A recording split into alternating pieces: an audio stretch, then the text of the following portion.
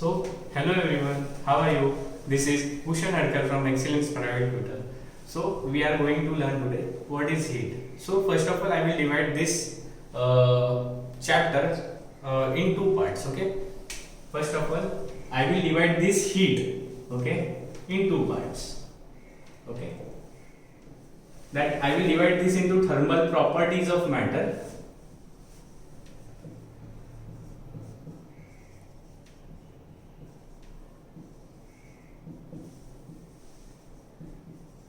And secondly, I will divide it into thermodynamics.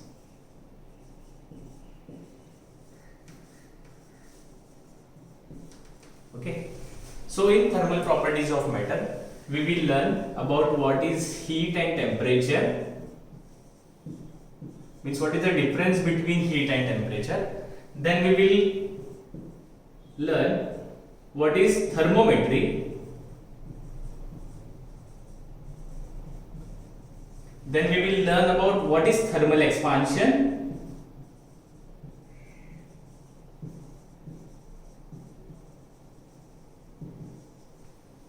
Then we will learn what is calorimetry.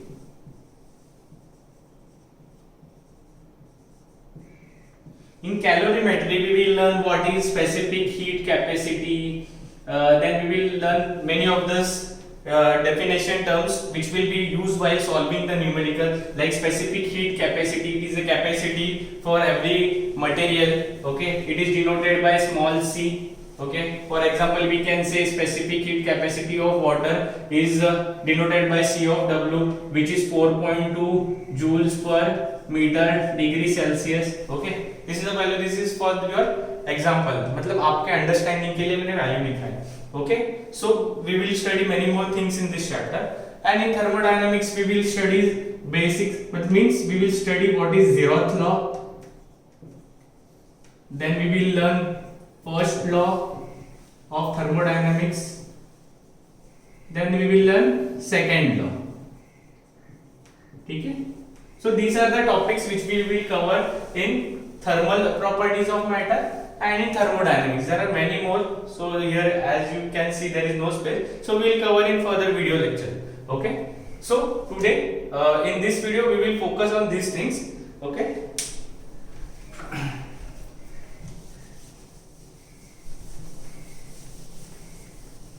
So write down the heading ki thermal properties of matter.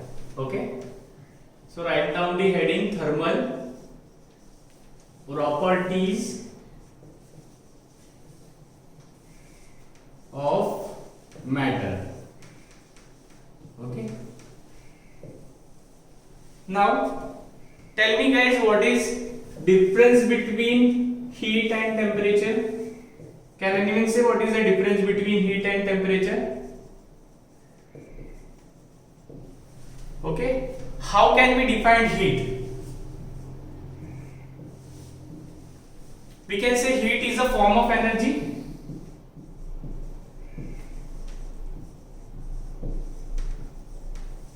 Heat is the form of energy, right? So what is the unit of heat? Unit of heat is nothing but joules. Unit of heat is nothing but joules. अभी आप मुझे बोलोगे sir work का unit भी तो joules है, तो according to the unit दोनों का मीनिंग सेम होना चाहिए, but it is not the same. ये सेम नहीं है, ये गलत है. ओके, बिकॉज हीट मतलब वर्क में क्या बोल सकता हूं, work is a mechanical way. Work is a mechanical वे. और वही मैं हीट देखूं तो heat is nothing but non mechanical way.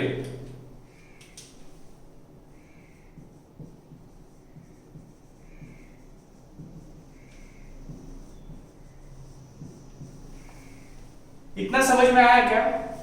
Work is a mechanical way and heat is a non-mechanical way. This is a major difference between heat and work. भले ही उनका unit same हो, लेकिन heat it is a non-mechanical way. and work it is a mechanical way. Okay, so to understand the heat we should first learn what is the temperature. Temperature का exact definition क्या है. Okay, so we will learn what is temperature. Okay, heat को समझने के लिए temperature का concept समझना बहुत इंपॉर्टेंट है. ओके, सो मेरे साथ ही रहना, जाना नहीं किधर. So what is temperature. अभी तक क्या डेफिनेशन पता है आपको व्हाट इज टेम्परेचर. अभी तक आपने 9th 10th में पढ़ा रहेगा व्हाट इज टेम्परेचर. आपके घर में what is temperature, what we can say. Temperature को कैसे डिफाइन किया जाता है, बोलो. Temperature we can define temperature as it is nothing but the degree of hotness or we can say coldness of a body.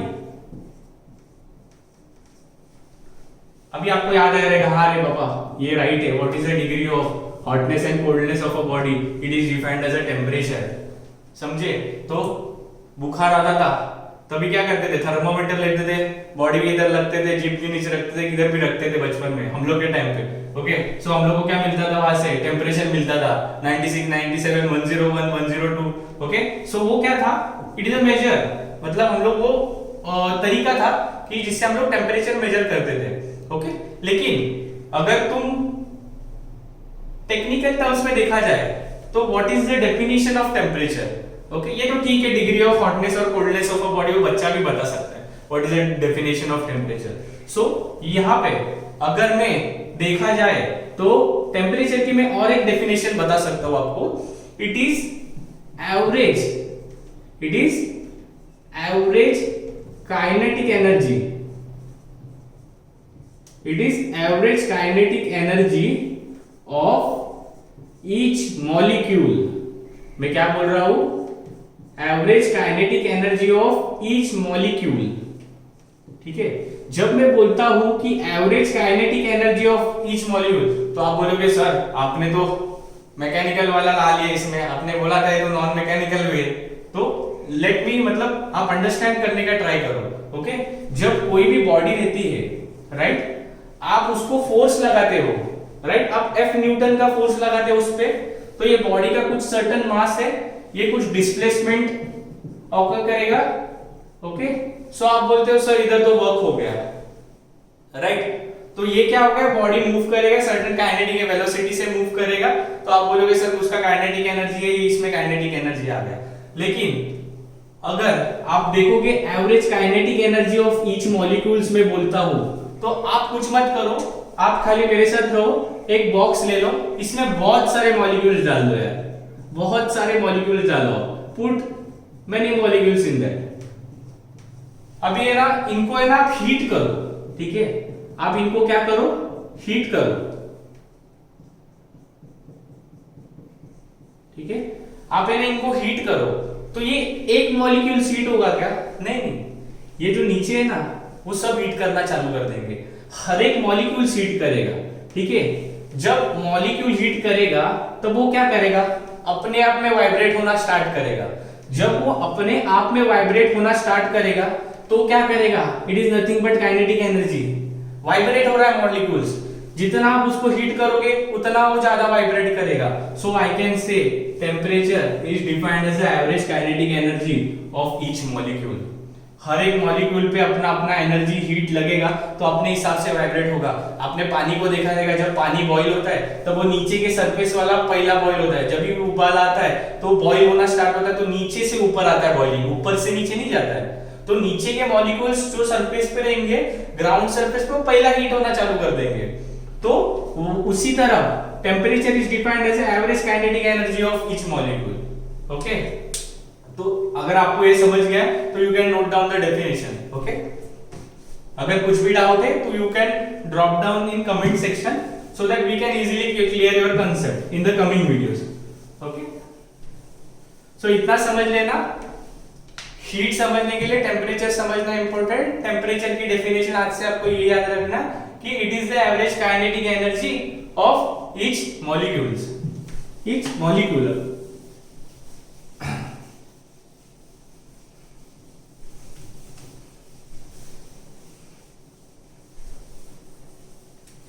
ठीक है। अभी आपका और थोड़ा कंसेप्ट क्लियर होने के लिए मैं आपको एक एग्जांपल बताता हूं, ठीक है। मेरे साथ ही रहना, जाना नहीं, ओके। सो मैं दो बॉक्स लेता हूं, मैं दो बॉडी लेता हूं, ये ए बॉडी है, ठीक है, और दूसरा मैं बी बॉडी लेता हूं, ठीक है। ये इसको मैं 70 डिग्री सेल्सियस पे मेंटेन किया हूं, मतलब हीट दे चुका हूं, इसका टेम्परेचर 70 डिग्री सेल्सियस है, इसका 30 डिग्री सेल्सियस है, ठीक है। जैसे कि मैंने आपको बताया था टेम्परेचर का ये मिनिमम मतलब डेफिनेशन क्या था, average kinetic energy of each molecule. अभी ये 70 डिग्री पे, मतलब इसका हर एक मॉलिक्यूल 70 डिग्री है, बराबर। मतलब काइनेटिक एनर्जी इन शॉर्ट इस पे ज्यादा है, टेम्परेचर ज्यादा है बोला तो मतलब इसमें जो टेम्परेचर है, मतलब मॉलिक्यूल्स है वो ज्यादा वाइब्रेट कर रहे हैं कंपैरेटिवली 30 डिग्री वाले है, तो 30 डिग्री वाले कम वाइब्रेट कर रहे हैं, राइट। थोड़ा मैं आपको और बड़ा बना देता हूँ, ठीक है। तो अगर ये मैं एक मॉलिक्यूल कंसीडर करूंगा तो ये मॉलिक्यूल ज्यादा वाइब्रेट हो रहे हैं कंपैरेटिवली तो 30 डिग्री वाले से, और 30 वाला मॉलिक्यूल है वो कम वाइब्रेट हो रहे हैं, राइट, बिकॉज उसका टेम्परेचर कम है। According to the our definition, average kinetic energy of each molecule is defined as a temperature, right. So जब भी मैं अभी मैं क्या करता हूँ, अभी मैं एक केस कंसीडर करता हूँ, इनिशियली मैंने उसको ऐसे रखा था, तो ये अपने हिसाब से वाइब्रेट हो रहा है, ये अपने हिसाब से वाइब्रेट हो रहा है, क्योंकि इसका टेम्परेचर 70 डिग्री सेल्सियस है, इसका टेम्परेचर 30 डिग्री सेल्सियस है, राइट। अभी मैं क्या करता हूँ, अभी मैं इन दोनों को पास में लाके चिपका देता हूँ, मतलब इन शॉर्ट इनको जोड़ देता हूँ, I join this two, okay. इनको जब भी मैं ऐसे जोड़ देता हूं ना, तभी क्या होता है, ये पार्टिकल है वो ज्यादा काइनेटिक एनर्जी से वाइब्रेट हो रहा है, और ये जो मॉलिक्यूल्स है इसमें ये कम काइनेटिक एनर्जी से वाइब्रेट हो रहा है, राइट। तो मुझे बताओ कि अब अगर ये इसको चिपक जाएगा या इसके कांटेक्ट में आ जाएगा तो क्या होगा, ये अपनी एनर्जी इसको ट्रांसफर कर देगा। इन शॉर्ट ये मॉलिक्यूल है, ये अगर ऐसे वाइब्रेट हो रहा है, इस पे ये आ गया तो ये क्या करेगा, एक एनर्जी ट्रांसफर करेगा, मतलब उसकी काइनेटिक एनर्जी वो इसको देगा। तो मतलब क्या होगा, ये 70 डिग्री पे है तो ये भी 70 डिग्री पे हो जाएगा at a certain period of time, after a certain period of time. तो ये क्या हो रहा है, इधर ट्रांसफर ऑफ एनर्जी हो रहा है। ये केस में 30 70 को नहीं देगा, 70 वाला अपनी एनर्जी 30 को देगा। तो ये केस में क्या हो रहा है, ये केस में एनर्जी ट्रांसफर हो रहा है। In this case what is happening कि energy transfer is taking place, okay. जब मैं बोलता हूं कि energy transfer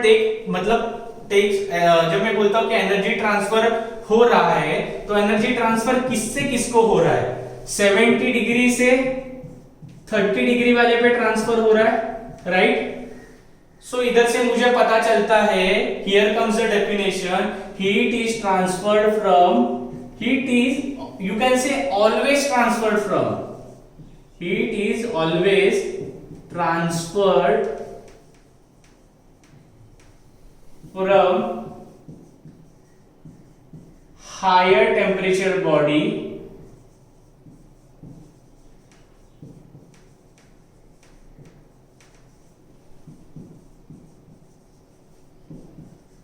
to the lower temperature body.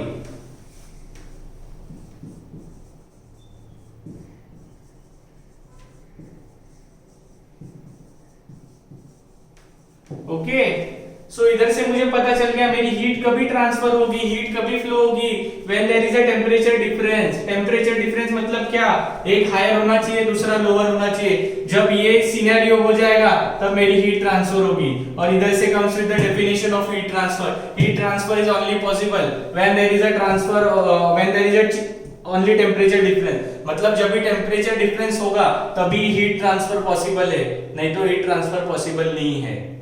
इसलिए बोला जाता है heat is always transferred from higher temperature body to the lower temperature body, ये याद रखना। ओके, सो ये अभी हम लोग ने क्या क्या देखा, हम लोग ने देखा पहले डिफरेंस बिटवीन टेम्परेचर और हीट में फर्क क्या है।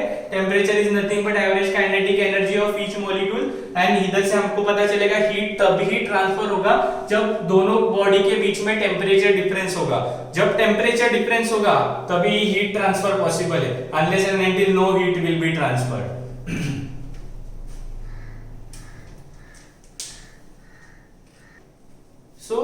हम लोग है ना न्यू टॉपिक के ऊपर जाते हैं, दैट इज थर्मोमेट्री। ओके, सो कोई बता सकता है क्या what is thermometry? Comment section में आप ड्रॉप मतलब उधर पोस्ट करो अगर आपको पता रहेगा व्हाट इज थर्मोमेट्री। ओके, वैसे मैं आपको बता ही दूंगा, लोड लेने की जरूरत नहीं है। ठीक है, so I will write down what is thermometry.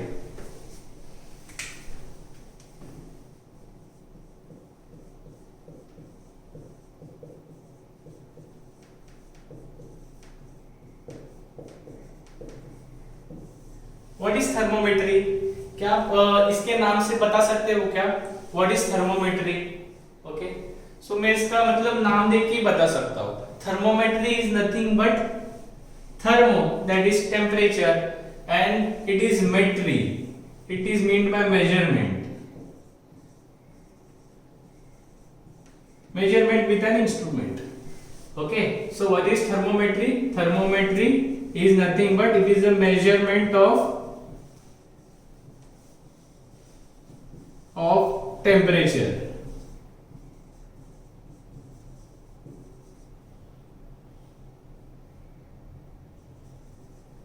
ठीक है, thermometry is nothing but the measurement of temperature. Okay, so इतना समझ गया है क्या?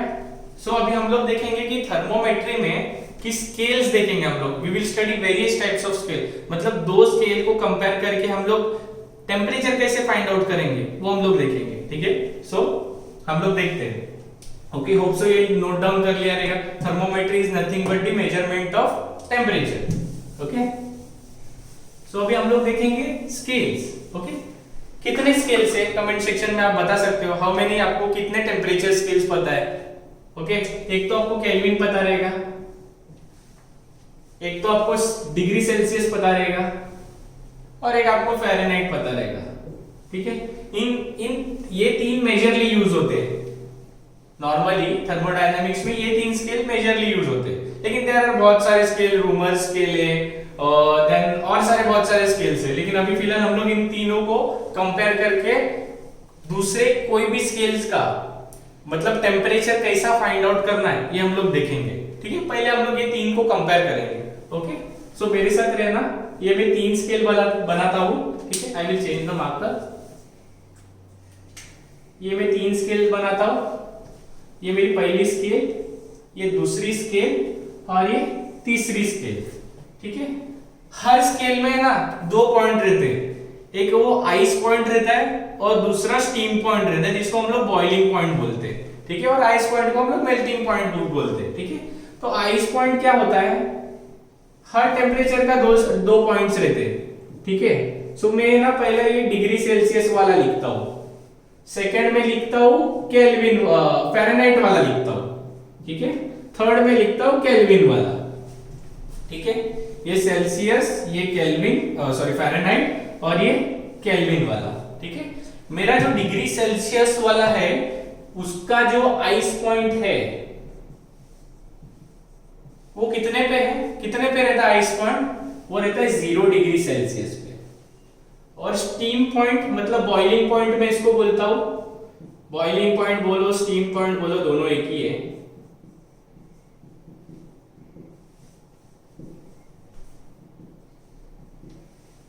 वो रहता है 100 डिग्री सेल्सियस पे। ठीक है, स्टीम पॉइंट 100 डिग्री सेल्सियस पे, आइस पॉइंट 0 डिग्री सेल्सियस पे। ये हो गया सेल्सियस का। अगर वही हम लोग फ़ारेनहाइट के लिए जाते हैं तो जब हम फ़ारेनहाइट में जाते हैं तो उसका जो आइस पॉइंट है वो 32 फ़ारेनहाइट पे होता है, और उसका जो स्टीम पॉइंट है, जो बॉइलिंग पॉइंट है, वो 212 फ़ारेनहाइट पे होता है। ओके, ये समझा दो सेल्सियस का और फ़ारेनहाइट का। तो हम लोग मूव ऑन करते हैं कि थर्ड का, केल्विन का। केल्विन का कितना होता है? केल्विन का होता है 273.15 कौन सा पॉइंट है ये आइस पॉइंट है। और बॉइलिंग पॉइंट क्या होता है, या स्टीम पॉइंट किस पे होता है? दैट इज 373.15 पे। इतना समझा क्या आपको? इतना समझ में आ रहा है? We are going to compare these three scales. Okay, so अभी फिलहाल के लिए हम लोग ये दो स्केल कंपेयर कर रहे हैं, ठीक है। आप कोई भी दो कर सकते हो, मैं ये दोनों स्केल कंपेयर कर रहा हूं, that is Celsius and Fahrenheit को, ठीक है। ये इतना पार्ट विजिबल है क्या? लेट मी सी, ठीक है। क्या रफ करूं, ठीक है, ये ऊपर ही बना देता हूं, ठीक है।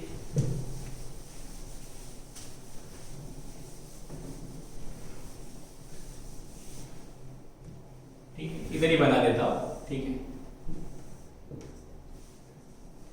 मैं क्या करता हूं, मैं ना दो स्केल्स लेता हूं, ठीक है, कोई भी दो ले लो, मैं ये दो स्केल्स ले रहा हूं, एक मैं सेल्सियस का ले रहा हूं और दूसरा मैं फ़ारेनहाइट का ले रहा हूं, ठीक है। होप सो इतना विजिबल है, ठीक है, एक बार देख लेता हूं।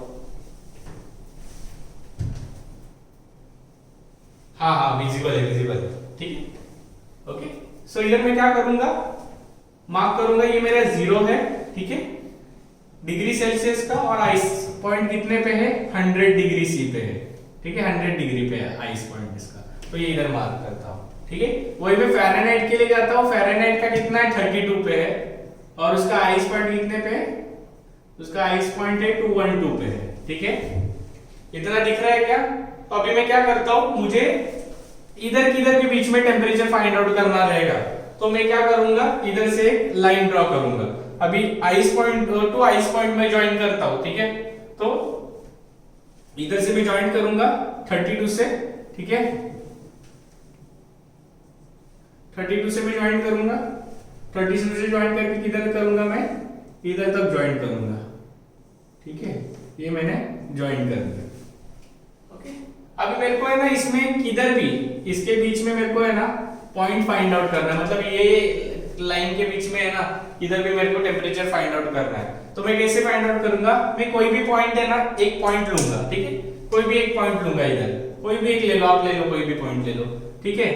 तो मैं क्या करूंगा, उसका वो पॉइंट को क्या करूंगा, मैं पॉइंट को वो नेम देता हूं, दिस इज C, F, ठीक है, कोई भी पॉइंट ले लो आप, ठीक है।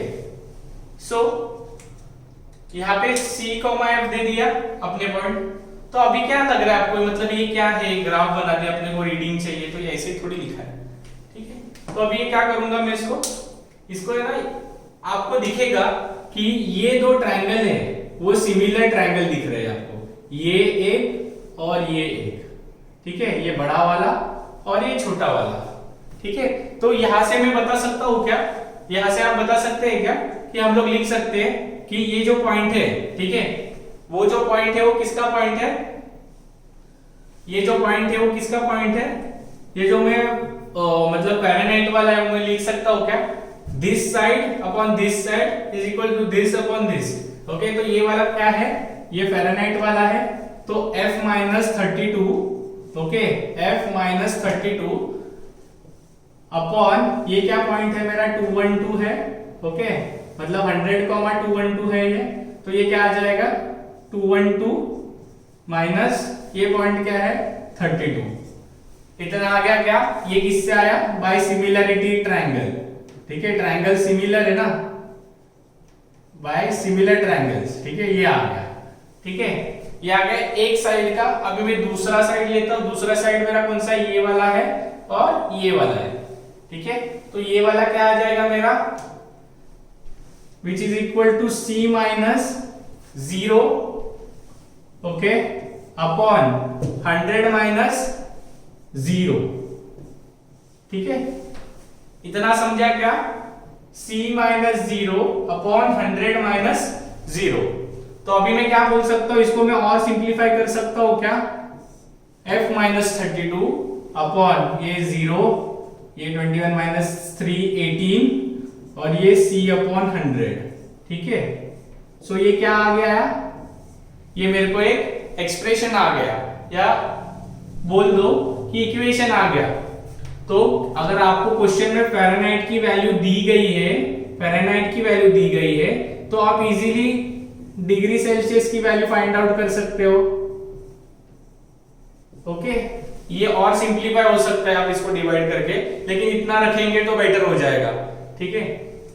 सो अगर एक अननोन है और दूसरा हम लोग को गिवन है, तो इजीली हम लोग फाइंड कर सकते हैं। अभी ये दो में स्केल कंपेयर किया, अभी तीसरा स्केल भी कंपेयर करने जाओ तो कैसा आएगा, आपको ग्राफ बनाने की जरूरत नहीं है, ये ग्राफ मैंने आपके अंडरस्टैंडिंग के लिए बनाया।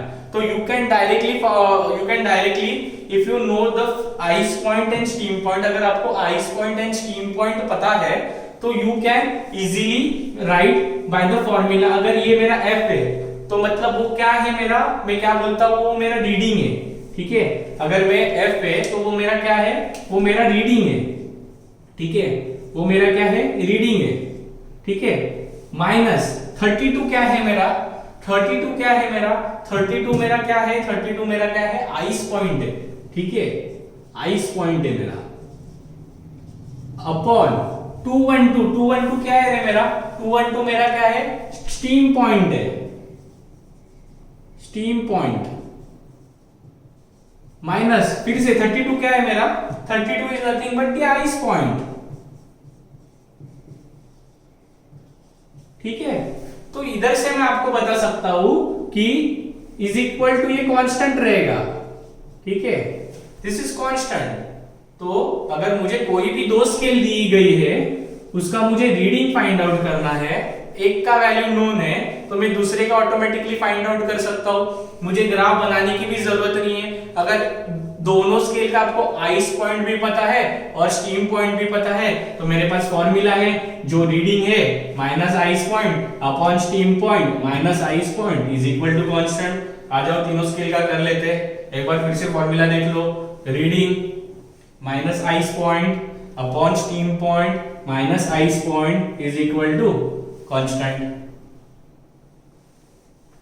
डिग्री सेल्सियस का ले लो, what is reading, C minus ice point किस पे है, 0 पे है, स्टीम पॉइंट किस पे है, 100 पे है, आइस पॉइंट किस पे है, 0 पे है, इज इक्वल टू फ़ारेनहाइट का ले लो, फ़ारेनहाइट की रीडिंग चाहिए मेरे को, ये इधर किधर भी तो मैं F ले लेता हूं, समझो इधर की वैल्यू, आइस पॉइंट क्या है 32 है, स्टीम पॉइंट क्या है 212 है, और फिर आइस पॉइंट क्या है फिर से 32 है, फिर इक्वल टू लेता हूं, उधर जगह नहीं दिखेगा, नहीं कैमरे में आएगा नहीं, इसलिए नीचे लिख रहा हूं, ठीक है। इधर चाहिए रीडिंग K लेता हूं, माइनस आइस पॉइंट क्या है 273.15 अपॉन ये क्या है ice steam point that is 373.15 minus फिर से 273.15, ठीक है। तो ये इतना आपको पता चल गया, तो मतलब कोई भी दो स्केल दी रहेंगी तो कोई भी दो स्केल दिया रहेगा तो easily you can find out the temperature, okay. So ये कैसे फाइंड आउट करेंगे, रीडिंग जो फाइंड आउट करने का या फिर गिवन है minus ice point upon steam point minus ice point is equal to दूसरे स्केल का ले लेना जो भी दिया रहेगा क्वेश्चन में। हम लोग एग्जांपल्स ट्राई करेंगे अभी, तो उससे आपको क्लियर आउट आइडिया हो जाएगा कि हम लोग क्या करना चाहते हैं, ओके। सो बेसिकली ये इतना है, तो हम लोग ये कंटिन्यू कर देंगे, ठीक है। ये नोट कर लो, ये बहुत इंपॉर्टेंट है, ये ग्राफ एक बार आपको समझ जाएगा ना तो एक फॉर्मूला आप याद कर लेना, तो आपको कोई प्रॉब्लम ही नहीं आएगा, easily you can score marks, easily numerical solve हो जाएगा, ये और सिंपलीफाई हो जाएगा। ये क्या हो जाएगा, C minus 100 is equal to F minus 32 upon 180 is equal to C minus 273 K minus 273.15 upon 373 ये 100, ये आया एक्सप्रेशन, ये याद रखो, कोई भी हो जाएगा। अभी मैंने ये क्यों सिखाया, इसका इंपॉर्टेंस क्या है, बिकॉज अभी तो ये आप रट्टा मार लोगे F माइनस 32 ये सब कुछ, अगर एग्जाम में समझो कोई थर्ड स्केल आया, फोर्थ स्केल आया, तो आप कैसे कैलकुलेट करोगे, उसके लिए आपको फॉर्मूला होना इंपॉर्टेंट है ना। तो अगर ये फॉर्मूला आपने याद कर लिया तो इजीली वैल्यूज दिए रहेंगे उसका आइस पॉइंट और स्टीम पॉइंट, और आपको वैल्यूज फाइंड आउट करने बोला रहेगा, तो easily you can substitute, okay. So ये नोट कर लो, ये तीनों स्केल का हम लोग ने कंपैरिजन बता दिया। अभी कोई भी आपको एक थर्ड स्केल मिला तो उसका भी आप इजीली कैलकुलेट कर सकते हो, ओके।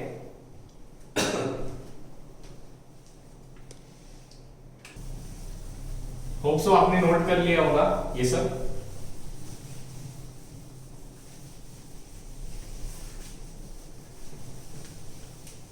ठीक है। सो हम लोग अभी ये किए, मतलब ये हो गया हमारा इतना। तो हम लोग अभी न्यूमेरिकल देखते हैं एकदम, ठीक है, जो आपको मतलब सॉल्व करने में इजी हो जाएगा, ठीक है। फर्स्ट देखता हूँ, एक न्यूमेरिकल ले लो, कन्वर्ट, मेरे साथ सॉल्व करना, convert 30 degree Celsius to Fahrenheit, in Fahrenheit and Kelvin, ठीक है। Convert 30 degree Celsius in Fahrenheit and Kelvin. कैसे सॉल्व करोगे, कोई बता सकता है क्या? कमेंट सेक्शन में अगर आपने सॉल्व किया होगा तो वैल्यूज पुट ऑन करो कि फ़ारेनहाइट की और केल्विन की वैल्यूज आपको क्या क्या आई, ठीक है। अभी मैं आपको सॉल्व करूंगा, तो मतलब सॉल्व करके दिखाऊंगा कि कैसे हम लोग करेंगे। इजी है, आपने किया रहेगा, मुझे पता है, ओके।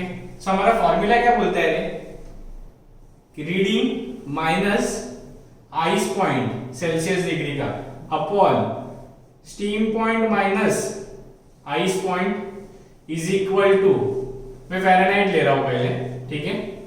फ़ारेनहाइट का रीडिंग जो फाइंड आउट करने का हमको, माइनस आइस पॉइंट कितना है फ़ारेनहाइट का 32 अपॉन स्टीम पॉइंट कितना है, स्टीम पॉइंट है उसका 212 पे माइनस 32, ठीक है। अब इधर से तुम 30 डिग्री सेल्सियस का वैल्यू दिया, इधर सब्स्टिट्यूट करना, क्या आ जाएगा 30 माइनस 0 या मतलब 0 निकल जाएगा, इधर 100 आ जाएगा, इधर f माइनस 32 आ जाएगा अपॉन ये आ जाएगा 180। तो इधर से you can easily calculate the value of Fahrenheit, ठीक है। फ़ारेनहाइट का वैल्यू कैलकुलेट करो और कमेंट सेक्शन में बता देना आपको फ़ारेनहाइट का वैल्यू कितना आया, ठीक है। अभी केल्विन का वैल्यू कैसे कैलकुलेट करेंगे, केल्विन का वैल्यू कैसे कैलकुलेट करेंगे हम, केल्विन के लिए वैल्यू का स्टीम पॉइंट और आइस पॉइंट क्या है, डिग्री सेल्सियस का हमें पता है, C minus reading minus ice point upon steam point minus ice point is equal to Kelvin का क्या है, रीडिंग माइनस आइस पॉइंट कितना है 273.15 अपॉन स्टीम पॉइंट क्या है उसका 373.15 minus 273.15 steam point minus ice point. तो ये क्या आ जाएगा, C का वैल्यू दिया है, कितना दिया है 30 upon 100 is equal to K minus 273.15 upon 100 बराबर, ये 100 गया, तो ये K का वैल्यू तुम्हें आ जाएगा, कमेंट सेक्शन में बताओ K का वैल्यू कितना आया, समझा क्या? इतना इजी है, कुछ भी देने दो, फिर इधर 30 देने दो, 29 देने दो, 35 देने दो, 27 देने दो, कुछ भी दो, कुछ भी वैल्यू रहेगा, तो यू कैन कैलकुलेट इजी। खाली आपको ये पता रहना चाहिए कि reading minus ice point upon steam point minus ice point, okay. So next numerical देखते हैं हम लोग, ओके। नेक्स्ट न्यूमेरिकल देखते हैं, क्या है हमारा नेक्स्ट न्यूमेरिकल, कमेंट सेक्शन में बता देना इसका आंसर्स आपको क्या क्या आया, ओके। मेन कंसेप्ट समझ लो, वैल्यूज तो इजीली आपको आ जाएगा, कंसेप्ट्स के पीछे भागो, आंसर्स ऑटोमेटिकली आ जाएगा, ओके। सो नेक्स्ट हम लोग न्यूमेरिकल देखते हैं कि क्या देखेंगे,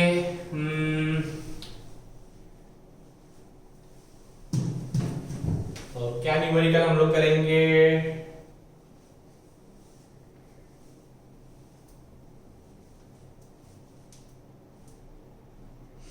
नोट डाउन कर लो, फॉर अ र्यूमर स्केल, एक र्यूमर स्केल दिया है इन्होंने, नया स्केल है, for a rumour scale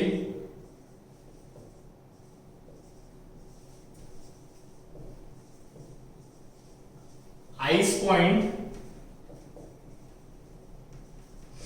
is 0 degree R and steam point is, मतलब boiling point is 80 R, ठीक है। and we have to state to calculate, find the value, okay, find the value of 20 degree R in terms of, find the value of 20 degree Celsius, 20 degree Celsius in terms of ठीक है, ये हमें find out करने बोल रहे हैं। तो बताओ, वीडियो को पॉज करो और सॉल्यूशन सॉल्व करो। आपको जम रहा है तो मैं सॉल्यूशंस आपको बता दूंगा कैसे करना है इसको। ओके, तो फटाफट सॉल्व करना, वीडियो को पॉज करो और सॉल्व करो क्या क्या बोला है मुझे क्वेश्चन में। ठीक है, सो चलो मैं सॉल्व करता हूँ, आपको दिखाता हूँ कैसा करना है। हमें अभी ये देखो इधर नई स्केल दी है, रूमर स्केल दी है, तो डीसी पांडे का क्वेश्चन है ये। तो यहाँ पे ये रूमर स्केल है अपना, ये कोई भी ले लो, रूमर ले लो, डिग्री सेल्सियस ले लो। तो एक रूमर एक डिग्री सेल्सियस वाला स्केल है अपना। तो इसका एक आइस पॉइंट रहेगा, एक स्टीम पॉइंट रहेगा, इसका आइस पॉइंट रहेगा, इसका स्टीम पॉइंट रहेगा। ओके, सो इसका आइस पॉइंट कितने पे बोला है अपने को? 0 डिग्री पे, और स्टीम पॉइंट कितना बोला है? 80 डिग्री सेल्सियस पे। इसका स्टीम पॉइंट कितने को बोला? आइस पॉइंट कितना रहता है अपने को पता है? 0 डिग्री रहता है, और स्टीम पॉइंट कितने पे रहता है? 100 डिग्री। Absolutely right. सो यहाँ पे से फॉर्मूला से हम लोग निकाल सकते हैं, हमारे पास फॉर्मूला है। अपने को कितना डिग्री बोला है? 20 डिग्री सेल्सियस पे अपने को R का वैल्यू निकालना है। Understand? Are you trying to understand? समझ रहे हैं आपको? 20 डिग्री सेल्सियस पे हमें R का वैल्यू फाइंड आउट करने बोला है। तो फॉर्मूला से क्या होगा? फॉर्मूला से क्या होगा? मेरा फॉर्मूला क्या बोलता है? रीडिंग चाहिए मुझे किधर भी, इधर इसके 20 डिग्री सेल्सियस पे। तो इसका वैल्यू क्या आ जाएगा? R माइनस आइस पॉइंट क्या है इसका? 0 अपॉन स्टीम पॉइंट क्या है इसका? 80 माइनस आइस पॉइंट क्या है? फिर से 0 इक्वल टू डिग्री सेल्सियस के लिए C minus 0 upon 100 steam point है इसका माइनस 0। सो फ्रॉम हियर हमें क्या मिलेगा? R upon 80 is equal to C upon 100। तो यहां से मेरे पास C का वैल्यू दिया है, कितना दिया है? R upon 80 is equal to 20 upon 100। तो इधर से मुझे R का वैल्यू इजीली आ जाएगा। कैसे आ जाएगा? 20 इंटू 80 अपॉन 100। तो मुझे R का वैल्यू कितना आया? मुझे R का वैल्यू इजीली आ गया 16 डिग्री आ। ये मेरा सॉल्यूशन है। समझा क्या? ऐसे कोई भी स्केल्स आपको दिए जाएंगे दो, तो आप इजीली कर पाओगे, इसे कर पाओगे कि नहीं? इजीली कोई भी स्केल दिए रहेंगे आपको। Okay, so you can easily calculate the value of these two scales, any of the two scales. मतलब यूनिवर्स में कोई भी दो स्केल दिए आपको, you can easily calculate the value of both the scale by using this formula. कोई भी reading, आप कोई भी रीडिंग कैलकुलेट कर सकते हो, x y z कोई भी रीडिंग। ठीक है,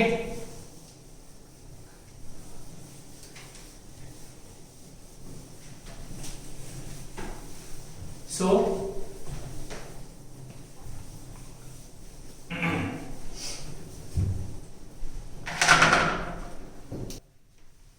हम भी अपन लोग देखेंगे कि एक पार्ट हो गया, हम लोग देखेंगे व्हाट इज थर्मल एक्सपेंशन। ठीक है, थर्मल एक्सपांशन।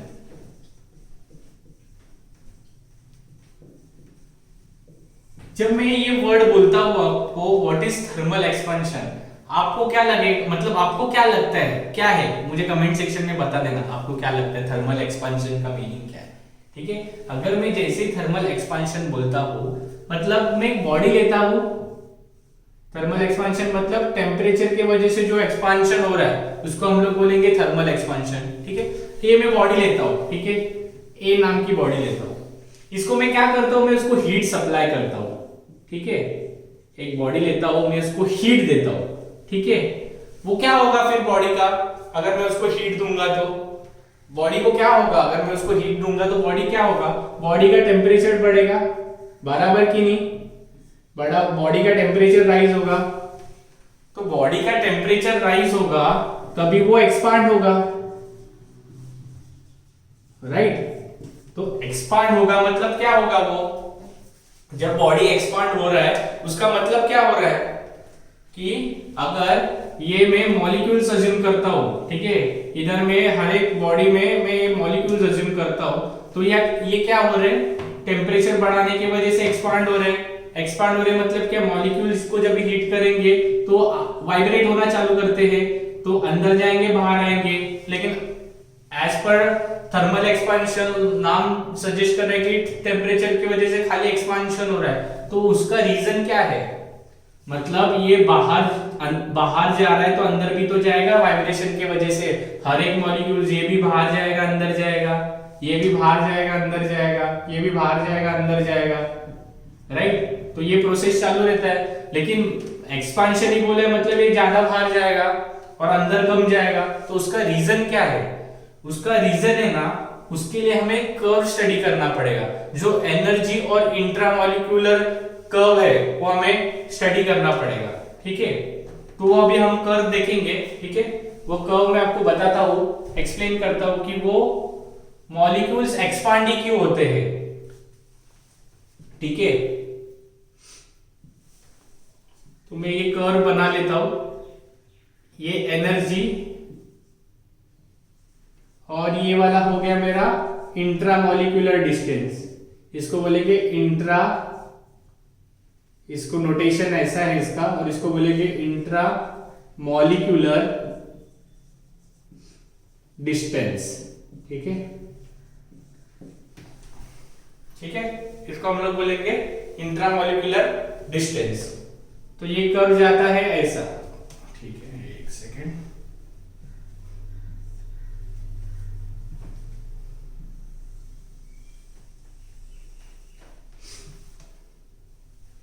ये कर्व जाता है ऐसा, ठीक है?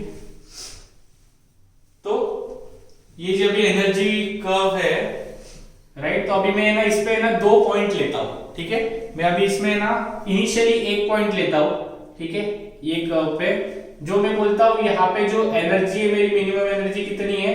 -10 की है, ठीक है? Energy minimum is -10।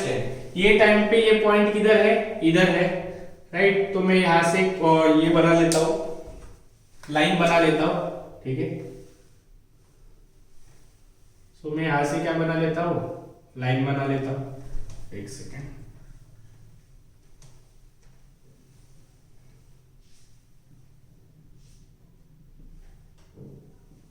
ठीक है? एक लाइन बना दिया मैंने इधर, ठीक है?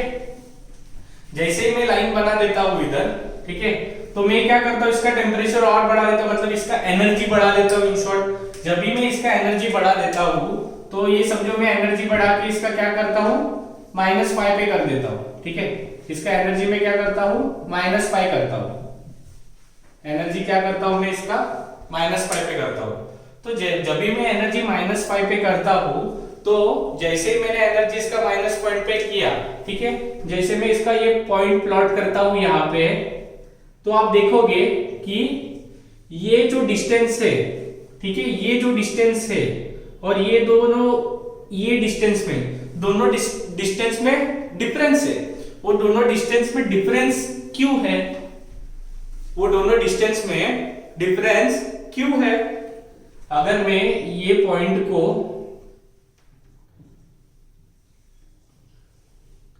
R0 बोलता हूं, ठीक है? ये पॉइंट को मैं क्या नोट करता हूं? R0 नोट करता हूं, और ये जो इसका मैं अगर एवरेज लूंगा तो ये समथिंग इधर लाई करेगा, राइट? जब इसका मैं एवरेज लूंगा तो वो समथिंग उधर लाई करेगा, मतलब ये इसको मैं प्लॉट करूंगा तो ये इधर लाई करेगा समथिंग, इसको मैं RI बोल देता हूं। तो इधर से क्या पता चल रहा है? ये डिस्टेंस इक्वल नहीं है। तो मतलब अगर मैं बोलूं, अगर इसका एवरेज पोजीशन पार्टिकल का बाहर आएगा तो वो अंदर भी तो जाएगा, मतलब एवरेज पोजीशन जिधर है उधर ही रहेगा। तो ये कर्व से क्या पता चल रहा है कि वो बाहर तो आ रहा है लेकिन अंदर पूरा नहीं जा पा रहा है, मतलब उसका एवरेज पोजीशन इधर से समथिंग इधर आएगा। अगर आप देखोगे ये और ये करोगे तो एवरेज पोजीशन उसका इधर आ जाएगा। तो इसके मतलब इसका रिजल्ट आप मुझे क्या बताओगे? ये क्यों हो रहा है? ये क्यों हो रहा है? अब डायग्राम बता के देख के ही बता सकोगे ये क्यों हो रहा है। ये क्यों हो रहा है? बिकॉज ये जो कर्व है वो सिमेट्रिकल नहीं है।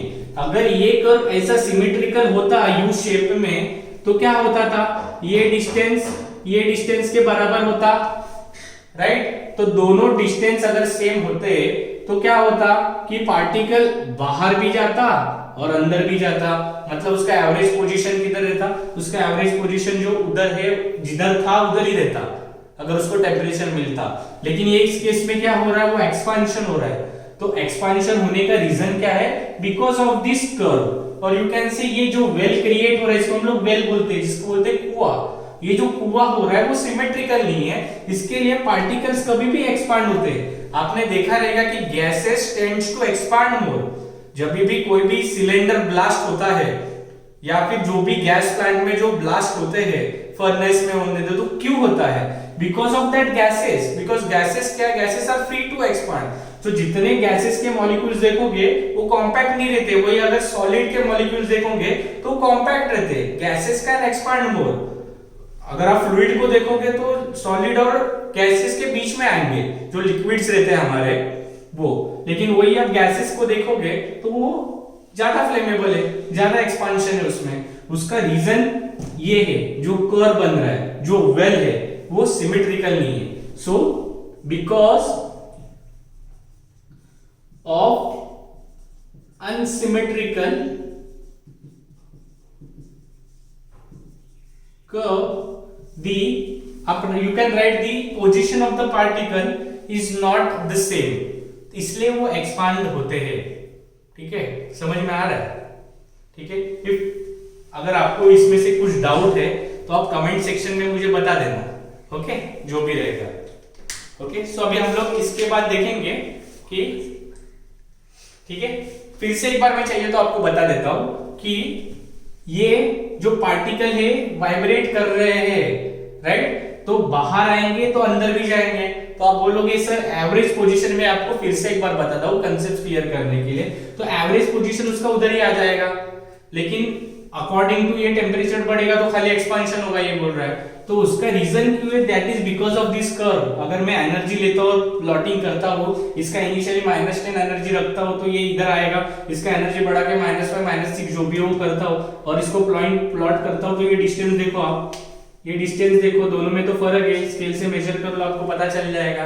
ठीक है, तो ये अनसिमेट्रिकल क्यों है? Because of the well, because of the curve. ये कर्व सिमेट्रिकल नहीं है। अगर ये सिमेट्रिकल होता तो एक्सपांशन नहीं होता, तो एवरेज पोजीशन पार्टिकल की जिधर थी उधर ही होती, राइट ना?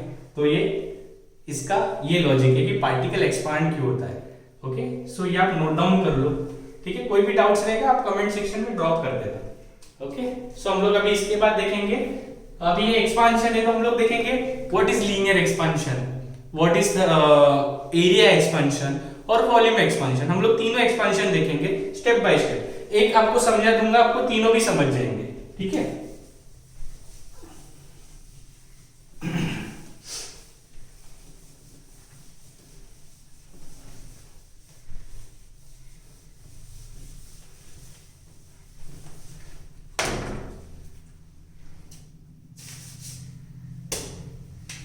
हेडिंग डाल दो बच्चों, व्हाट इज मतलब लीनियर एक्सपांशन।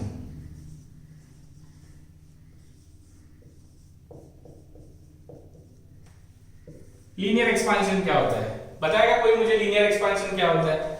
ओके, जब मैं लीनियर बोलता हूं तब मैं खाली वन डायमेंशन कंसीडर करता हूं। ठीक है, एक मैंने रॉड ले लिया। ओके, एक रॉड ले लो आप भी। ठीक है, of length L, maintain at temperature T। ठीक है, इसको मैं क्या कर रहा हूं? इसको मैं हीट कर रहा हूं। इसको मैं क्या कर रहा हूं? हीट कर रहा हूं। तो हीट करने से क्या होगा? ये एक्सपांड होगा। This is a rod with one dimension 1D। ठीक है, इसकी खाली लेंथ चेंज होगी और कुछ नहीं चेंज होगा इसमें। ठीक है, तो अगर इसको मैं हीट करूंगा तो जब मैं इसको हीट कर रहा हूं तो क्या होगा?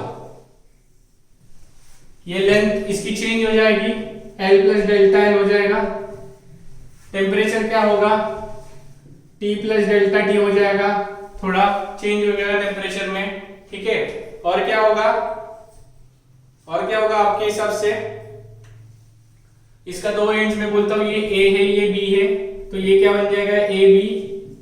ठीक है, A डैश B डैश बोल दो चेंज होने के बाद इसका लेंथ। तो L से क्या बन गया? ये डेल्टा L, और ये क्या बन गया? T से T प्लस डेल्टा T। अभी हम लोग ने वन डायमेंशनल वाला रॉड लिया था। ठीक है, और यहाँ पे जो डेल्टा T होगा वो ज्यादा बड़ा नहीं होगा, इज नॉट वेरी लार्ज, इतना याद रखना। ठीक है, तो जो डेल्टा T रहेगा वो ज्यादा बड़ा नहीं होगा। ठीक है, सो यहाँ पे हम लोग क्या करेंगे? यहाँ पे हम लोग क्या करेंगे? यहाँ पे जो चेंज इन द लेंथ होगा जो ये डेल्टा एल है, जो हीट की वजह से कुछ एक्सपांशन होगा, बराबर। ये रॉड लिया है मैंने, कुछ कंडक्टर होगा, तो इसको मैं जैसे मेटल को हीट करूंगा तो अपने डायमेंशंस लूज करेगा। जब वो अपने डायमेंशन चेंज करेगा तो ये डेल्टा एल रहेगा, जो चेंज इन द लेंथ होगा वो किसको प्रोपोर्शनल रहेगा? ये जो चेंज इन द लेंथ है, जो डेल्टा टी है, डेल्टा एल है, जो चेंज इन द लेंथ है, वो किसको प्रोपोर्शनल होगा? किसको प्रोपोर्शनल होगा? टेम्परेचर को प्रोपोर्शनल होगा। बिकॉज जितना ज्यादा टेम्परेचर में बढ़ाऊंगा उतना ज्यादा वो एक्सपांड होगा। बिकॉज जैसे ही टेम्परेचर बढ़ाऊंगा उतना उसका एक्सपांड होने का चांसेस बढ़ जाएगा। जितना टेम्परेचर सप्लाई करूंगा उसके हिसाब से वो अपनी लेंथ ये करेगा, राइट। तो पहला मेरा क्या आता है, फर्स्ट वाला, जो delta L is directly proportional to delta T, ठीक है। और किसके ऊपर डिपेंड करेगा वो? और किसके ऊपर डिपेंड करेगा? चेंज इन द लेंथ किसके ऊपर डिपेंड करेगा? बता सकते हो क्या चेंज इन द लेंथ किसके ऊपर डिपेंड करेगा? वो खुद के लेंथ के ऊपर डिपेंड करेगा यार, खुद के लेंथ के ऊपर डिपेंड करेगा कि जितना ज्यादा लेंथ उतना ज्यादा मतलब एक्सपांशन करने का कैपेसिटी आप बोल सकते हो।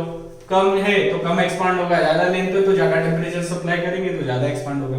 तो इधर से मैं क्या बता सकता हूँ आपको, ये दो मतलब इस एक्सप्रेशन से मैं क्या बोल सकता हूँ, L is directly proportional to delta T L, ठीक है। अब ये कांस्टेंट ऑफ प्रोपोर्शनलिटी मुझे हटाना है, तो कांस्टेंट ऑफ प्रोपोर्शनलिटी हटाने के लिए मुझे क्या करना पड़ेगा? मुझे कांस्टेंट का सिंबल देना पड़ेगा, जो कि क्या देंगे हम लोग बोल देंगे L, मतलब चेंज इन द लेंथ होगा, ये चेंज इन द लेंथ है, सॉरी। तो चेंज इन द लेंथ किसके बराबर होगा? L, अल्फा ले लेता हूं मैं, और alpha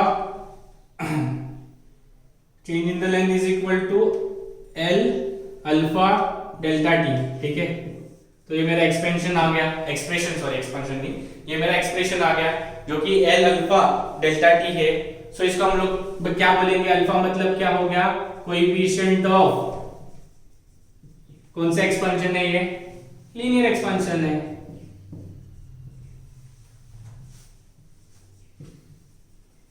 right. So that I can easily से कि किसी ने मुझे पूछा कि चेंज इन द लेंथ क्या होगा जब लीनियर एक्सपांशन होगा, तो मैं सीधा बोल दूंगा L alpha delta T, right. तो इसमें डेल्टा L मतलब क्या है? This is nothing but, pen change करता हूं, this is nothing but change in the length. ये मेरा क्या है? Original length.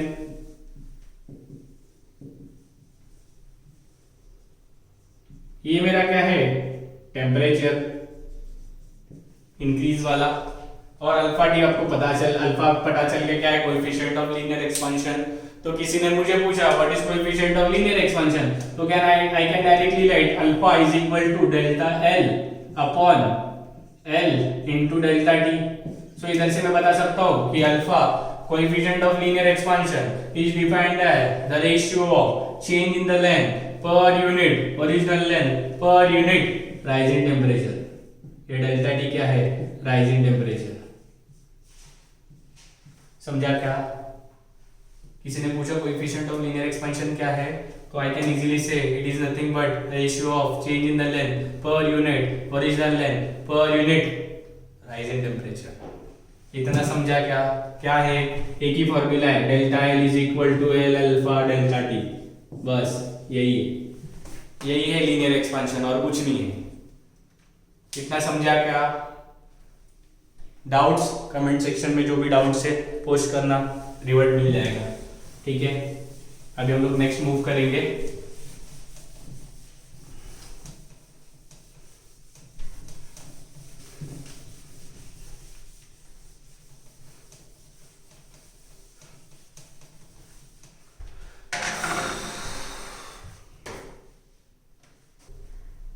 सो हम लोग अभी देखेंगे कि वॉल्यूम एक्सपेंशन। अभी लास्टली हम लोग ने देखा था कि व्हाट इज लीनियर एक्सपेंशन। अभी हम लोग देखेंगे व्हाट इज वॉल्यूम एक्सपेंशन।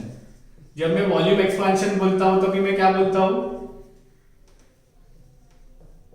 जब मैं वॉल्यूम एक्सपेंशन बोलता हूं तभी मैं क्या बोलता हूं? जब मैं वॉल्यूम एक्सपेंशन बोलता हूं तभी मेरे तीनों डायमेंशंस आते हैं, 3 डायमेंशंस, 3D, ठीक है, 3 डायमेंशंस।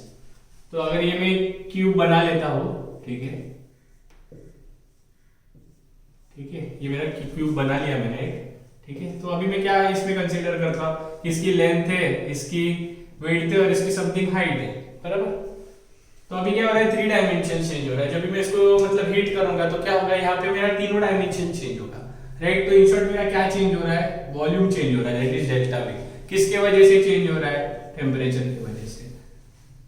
तो मैं यहाँ पे इसके डेफिनेशन से डायरेक्टली लिख सकता हूँ, जो मेरा डेल्टा वी रहेगा वो किसको डायरेक्टली प्रोपोर्शनल रहेगा, किसको डायरेक्टली प्रोपोर्शनल रहेगा, जो मेरा डेल्टा वी रहेगा वो आइदर टेम्परेचर को प्रोपोर्शनल रहेगा, राइट, और किसको प्रोपोर्शनल रहेगा, वो डेल्टा वी खुद वॉल्यूम को प्रोपोर्शनल रहेगा, ठीक है। ये चेंज इन द टेम्परेचर को प्रोपोर्शनल रहेगा, राइट, और किसको प्रोपोर्शनल रहेगा, वॉल्यूम को प्रोपोर्शनल रहेगा। तो यहाँ के डेफिनेशन से मैं डायरेक्टली लिख सकता हूँ delta V is equal to, क्या लिखूंगा, delta V is equal to we,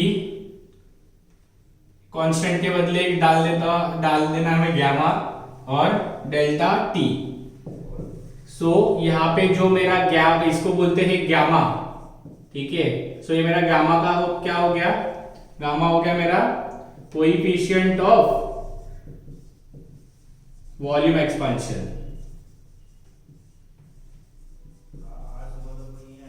ठीक है। सो यहाँ पे हो जाएगा मेरा कोएफिशिएंट ऑफ वॉल्यूम एक्सपेंशन, ये मेरा क्या हो गया, ये मेरा हो गया गामा हो गया मेरा, ओके।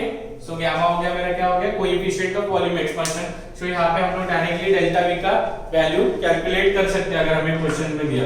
तो यहाँ से गामा की डेफिनेशंस क्या आ जाएगी, gamma is nothing but delta we upon we delta T.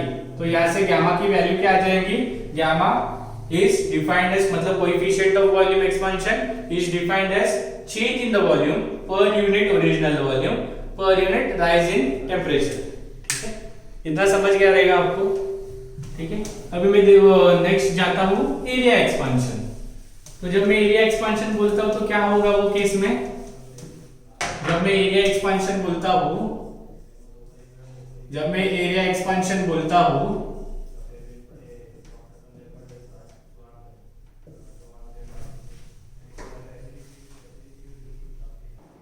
सो हम लोग अभी देखते हैं व्हाट इज एरिया एक्सपेंशन। अभी लीनियर एक्सपेंशन से आपको पता चल गया, वॉल्यूम एक्सपेंशन से आपको पता चल गया डेल्टा वी क्या रहेगा, तो वी क्या था वो गामा, और डेल्टा टी इधर वॉल्यूम एक्सपेंशन आ गया था। इधर से आपको लीनियर एक्सपेंशन पर एरिया एक्सपेंशन क्या रहेगा, एरिया मतलब क्या है, दो ही डायमेंशंस रहते हैं, लेंथ और ब्रेड्थ। अगर मैंने इसको हीट करूंगा तो दोनों डायमेंशन चेंज हो गए, तो इन शॉर्ट लेंथ और ब्रेड्थ दोनों चेंज हो जाएगा। लेंथ और ब्रेड्थ बोलो, लेंथ और वेट बोलो, जो बोलना है आपको, हाइट बोलो वो भी बोलो, दो डायमेंशंस कंसीडर कर लो तो आपको दोनों डायमेंशन चेंज हो जाएंगे, इन शॉर्ट एरिया चेंज होएगा।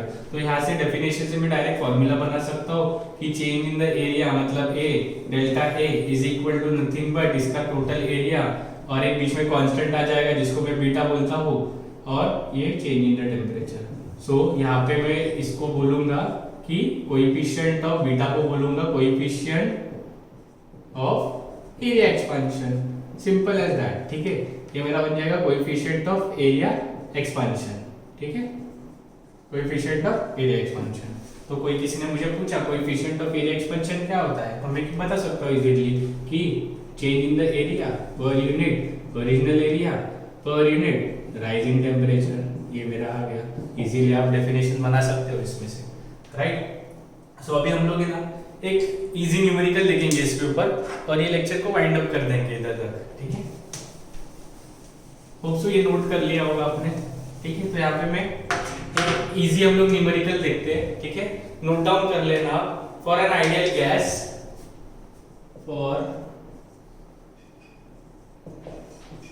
for an ideal gas, ठीक है, for an ideal gas find the value of gamma, find the value of gamma at constant pressure, at constant pressure, that is equal to P V N R T। constant pressure पे हमें find out करने बोला है। तो pause the video और solution try करो, आ जाएगा आपको, सॉल्यूशन ट्राई करो, इजी है, ठीक है। ट्राई करो। सो मैं कैसे कर सकता हूँ यहाँ पे, होप सो आपने किया रहेगा। अभी मैं सोल्यूशन कर देता हूँ, ठीक है। हमें क्या बोला है, पता है PV is equal to N R T होता है, right. So PV is equal to N R T होता है, ये हम लोग सबको पता है, ठीक है। सो यहाँ पे मैं क्या करता हूँ, डिफरेंशिएट कर दूंगा, तो ये dV ले लूंगा इधर और nr को ऐसे करूंगा और dt कर दूंगा। तो मुझे यहाँ पे पता है मैं dV को क्या लिख सकता हूँ, dV मतलब क्या है मेरा change in the volume. Change in the volume क्या लिख सकता हूँ, v लैम्बडा डेल्टा t। मैंने वॉल्यूम क्यों ये किया डिफरेंशिएट, बिकॉज मेरे को वॉल्यूम फाइंड आउट करना है, कांस्टेंट प्रेशर दिया है तो मुझे लैम्बडा की वैल्यू फाइंड आउट करने बोली है, ठीक है। देखो लैम्बडा की वैल्यू फाइंड आउट करने बोली है, तो dV के जगह पे मैं क्या डाल दूंगा, dV के जगह पे मैं क्या सब्स्टिट्यूट कर दूंगा, dV के जगह पे मैं v लैम्बडा डेल्टा t मतलब dt सब्स्टिट्यूट कर दूंगा, ठीक है। यहाँ पे dt ले लो, ओके, सॉरी मिस्टेक हो गया मेरे से उधर, तो dt ले लो और nr dt, ठीक है। सो यहाँ से क्या हो जाएगा, यहाँ से dt कट हो जाएगा, ठीक है। और ये लैम्बडा है तो लैम्बडा क्या बचेगा, lambda is equal to nr upon pv, बराबर। और आपको पता है pv इज इक्वल टू क्या रहता है, pv is equal to nrt रहता है, तो pv की जगह पे डायरेक्टली nrt सब्स्टिट्यूट कर देना, तो nrt करोगे तो nr कट हो जाएगा, you will be left out with 1 upon t। सो ये मेरा सॉल्यूशन है, ये मेरा लैम्बडा की वैल्यू है, ठीक है। So thank you, hope so आपने ये लेक्चर एंजॉय किया होगा। तो हम लोग यहाँ पे ये लेक्चर को वाइंड अप करते हैं, ओके, थैंक यू।